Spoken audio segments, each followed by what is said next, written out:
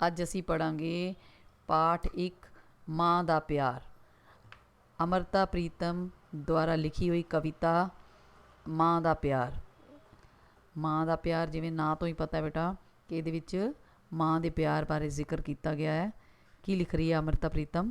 ਸੱਚ ਪੁੱਛੋ ਤਾਂ ਇਸ ਔਲਾਦ ਪਿੱਛੇ ਲੱਖਾਂ ਮਨ ਵਿੱਚ ਮੰਨਤਾਂ ਧਾਰਦੀ ਮਾਂ। ਔਲਾਦ ਹੁੰਦਾ ਬੇਟਾ ਸੰਤਾਨ। कहती है कि कह रही है कि सच्ची ही गल है कि जो माँ है वो अपनी संतान दे पिछे सब कुछ करन लई तैयार होंदी है। की कहती है? लखां, लाख। हिंदी में लाख कहते हो, पंजाबी च कहते हैं लख। तो बहुत सारे हो गए तो लखां मन विच, अपने दिल विच मनता होंदी है, सुखना सुखना धार लैंदी है कि अपनी औलाद दे पिछे बहुत कुछ करती है कि सुखदी है कि मेरी औलाद अच्छी होए या कोई तो तकलीफ होंदी है तां भी सुख लैंदे ना असी, उस तरह की वो मन विच मन्नत धार लेती है। मुड़ मुड़ वेखदी लाड प्यार करदी, चुम चट कलेजे नूं ठारदी माँ। की कहती है कि माँ है जो अपने बच्चे नूं बार बार मुड़ मुड़ बार बार देखती है, लाड प्यार करती है, चुमदी है, चटदी है। और कलेजा होंदा बेटा दिल, दिल ठारदी, ठारना मतलब ठंडा करना, ਠਾਰਨਾ ਠੰਡਾ ਕਰਨਾ ਕਿ ਬੱਚੇ ਨੂੰ ਜਦੋਂ ਅਸੀਂ ਚੁੱਕ ਲੈਂਦੇ ਹਾਂ, ਪਿਆਰ ਕਰਦੇ ਹਾਂ ਤਾਂ ਸਾਡਾ ਜਿਹੜਾ ਮਨ ਹੈ ਠੰਡਾ ਹੋ ਜਾਂਦਾ ਹੈ। ਰੀਝਾਂ ਸਦਰਾਂ ਨਾਲੋਂ ਪਾਲਦੀ ਏ। ਰੀਝਾਂ ਹੁੰਦਾ ਹੈ ਸ਼ੌਂਕ ਦੇ ਨਾਲ, ਪਿਆਰ ਦੇ ਨਾਲ ਉਹ ਪਾਲਦੀ ਹੈ। ਸਿਰ 'ਤੇ ਔਕੜਾਂ ਲੱਖਾਂ ਸਹਾਰਦੀ ਮਾਂ। ਆਪਣੇ ਕਹਿੰਦੇ ਉਹਨੂੰ ਪਾਲਣ ਦੇ ਲਈ ਉਹਨੂੰ ਔਕੜ, ਮੁਸ਼ਕਿਲਾਂ ਅਤੇ ਕਿੰਨੀਆਂ ਹੀ ਮੁਸ਼ਕਿਲਾਂ ਉਹਨੂੰ ਸਹਿਣੀਆਂ ਪੈਂਦੀਆਂ ਬੱਚੇ ਨੂੰ ਪਾਲਦੇ ਸਮੇਂ। कदी अकदी थकदी मूल नाही, दुख सहन तो कदी ना हारदी माँ। कहती बच्चे नूं पालदे होए उन्होंने कदी थकावट नहीं हुंदी, कदी वो परेशान नहीं हुंदी। अकना परेशान नहीं हुंदा, परेशान नहीं हुंदी, थकदी नहीं।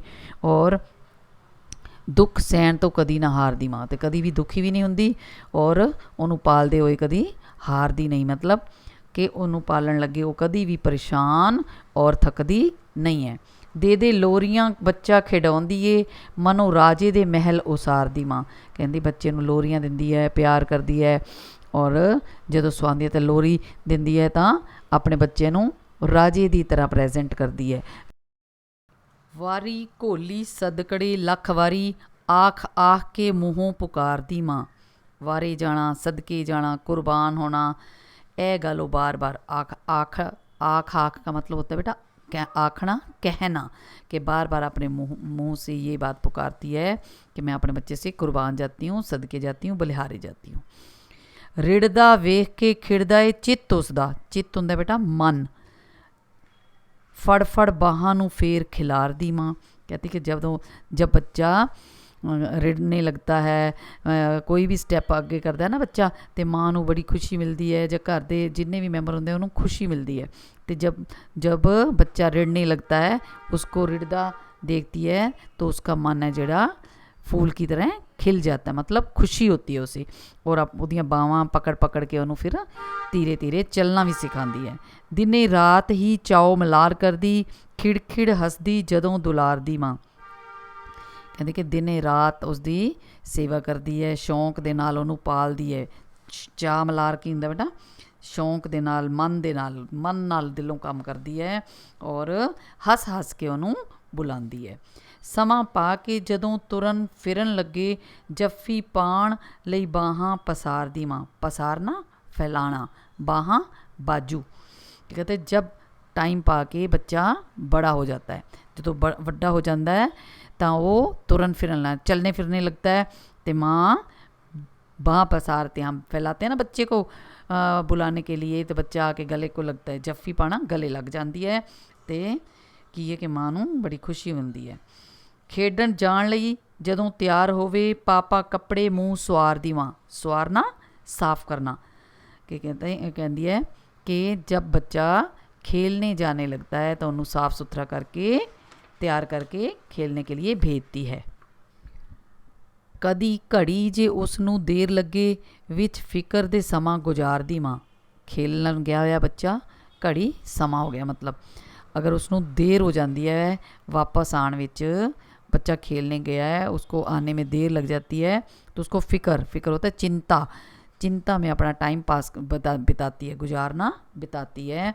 अगर बच्चा घर आने में उसको देरी हो जाती है तो माँ नू चिंता हो जाती है बेटा।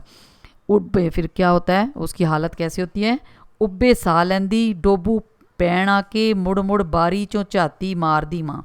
उब्बे साह लेना, औखे साह लेना, मुश्किल नाल सांस लेना है ना। डोबू पैना घबराहट हो जाना, मुड़ मुड़ बार बार, बारी बारी हुंदा बेटा खिड़की, झाती मारना देखना, कि बार बार वो खिड़की विचों झातियाँ देखण जाती है कि बच्चा आ रहा है ਜਾਂ नहीं आ रहा। उनके साह है ਜਿਹੜੇ मुश्किल नाल आते हैं उन्होंने, और घबराहट होने लग जाती है। मतलब कि बच्चा अगर लेट हो जाता है खेलते समय घर आने में तो उसको चिंता हो जाती है। सुने आवाज़ ते साह विच साह आवे, बच्चे दे आण दी आवाज़ सुनदी है तो उहदा साह है जिहड़ा ਉਹਨੂੰ खुशी हो जाती है और साह दे विच साह आ जाता है कि बच्चा घर आ गया। मिर्चां लैके सिर तो वारदी माँ, घर आने पे हम करते हैं ना कि बच्चे को नज़र ना लग जाए तो माँ मिर्ची लेके मिर्ची सिर उस पर वारने लग जाती है। तो इसका मतलब ये है कि बच्चा आ जाता है, खुश हो जाती है तो उन्होंने किसी की नज़र ना लगे, इसलिए वो उस तो मिर्चां वार देंदी है। दुख रोग जे कदी कोई आण लगे, बोड़ी करो कोई फेर पुकार दी माँ। अगर उन्होंने कोई दुख तकलीफ हो जाती है तो माँ नू चिंता होंदी है ते नाल ही की कहती है, दूजियां नू बुलांदी है कि कोई आके मेरी इस बच्चे की सहायता करो, बोड़ी करो। परमात्मा अगे भी अरदास करती है तो की पुकारती है कि बच्चे नू जल्दी ठीक हो जाए। फिर करदी की है, दौलत पानी दे वांगरा रोड़ दिंदी, सरफा करे ना उस दुखियार दी माँ। दौलत हुंदा बेटा धन, पानी दे वांगरा पानी की तरह रोड़ दिंदी, कि जब बच्चा बीमार हो जाता है तो माँ पैसे दी नहीं देखती कि मेरा पैसा ज़्यादा लग रहा है या नहीं, या मैंने बचत करनी है ना, तो वो उनके तेरे पूरा पैसा लगा के वह इलाज कराती है। तो सरफा नहीं करती, सरफा हुंदा बेटा कंजूसी करना, बचत नहीं देखती, तो अपने बच्चे का सही इलाज कराती है। भावें किड्डा भी बच्चा नलायक होवे, किड्डा हुंदा कितना, चाहे कितना भी बच्चा नलायक होवे फिर भी उसनू ओनू फिर भी नहीं दुरकारदी माँ, कि माँ है जो बच्चे नू कभी भी बुरा भला नहीं कहती, चाहे उसका बच्चा कितना भी नलायक क्यों ना होए।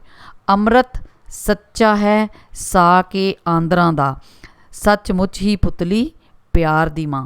अमृत अपने आप नू जो कवित्री है जिसने ये कविता लिखी हुई है, अपने आप को संबोधन करती हुई कह रही है कि ये गल बहुत सच्ची है कि साक होंदा बेटा रिश्ता, आंदरा आंतड़ियों का, कि माँ और बच्चे का जोड़ा रिश्ता है आंतड़ियों का रिश्ता है।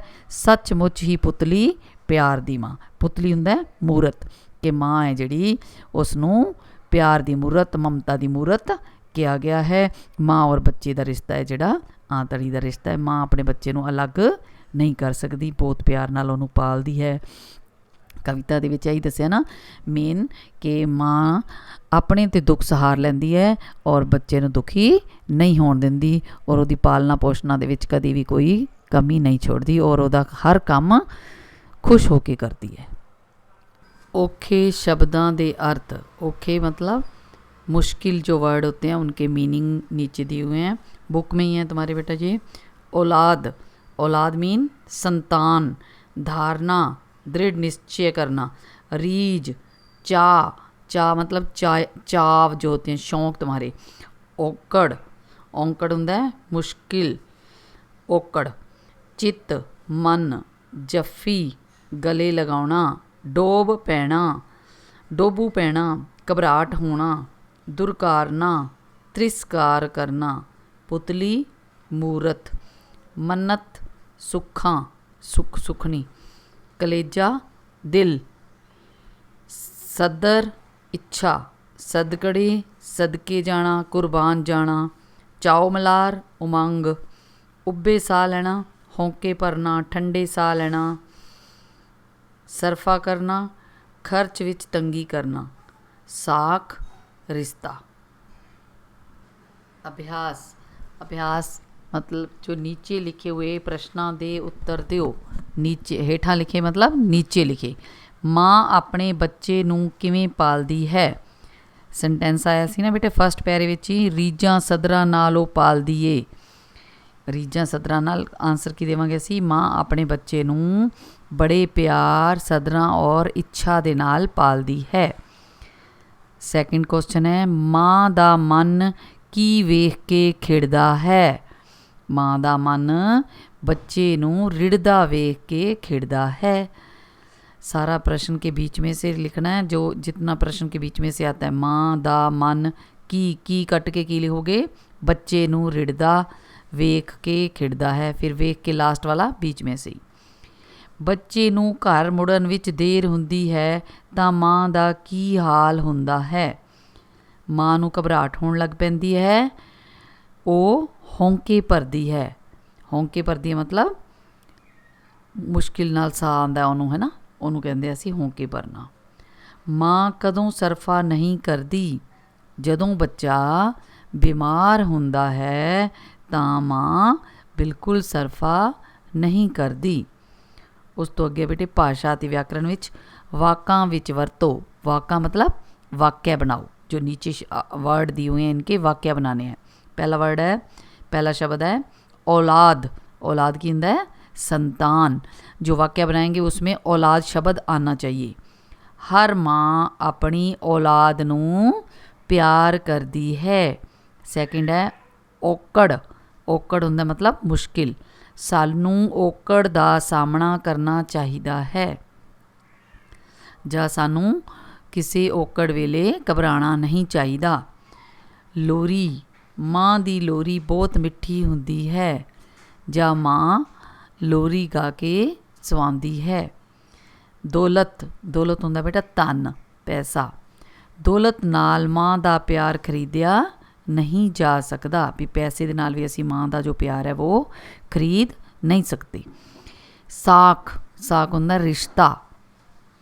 ਮਾਂ ਧੀ ਦਾ ਸਾਕ ਬਹੁਤ ਹੀ ਪਿਆਰਾ ਹੁੰਦਾ ਹੈ। ਜਾਂ ਮਾਂ ਦਾ ਸਾਕ बहुत प्यारा ਹੁੰਦਾ है। ओके बेटा, अगर कुछ ना समझ आया तो बेटा पूछ लेना।